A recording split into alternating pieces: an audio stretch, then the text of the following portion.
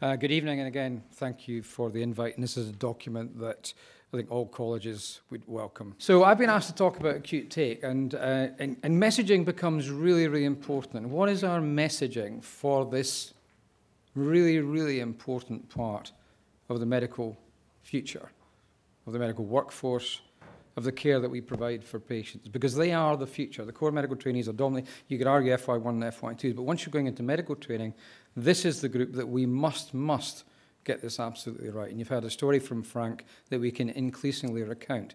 So that's the negative component of it. And the negative component is compounded by the fact that actually it's not just volume of patients, it's actually the number of procedures we can do, it's what we can do in a short space of time, and it's the fact that a lot of this activity occurs out of hours.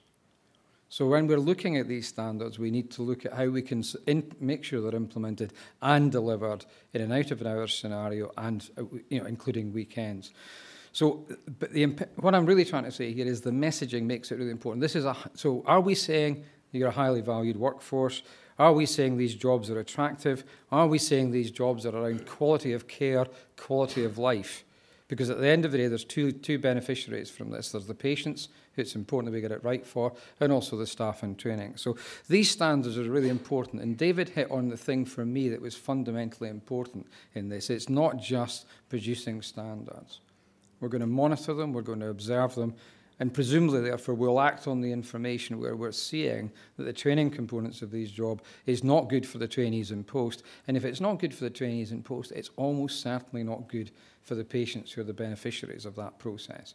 So we need to get the messaging right. And the history of this, our change in medical education, we look at the medical education process, what we are saying now problems are the same problems being described 40 years ago if you look at the published literature on this. So we have an opportunity now to make this right. These standards are a huge step forward. They're part of an important bridge. And what I'm wanting to say about this is we need to turn this into positive messaging.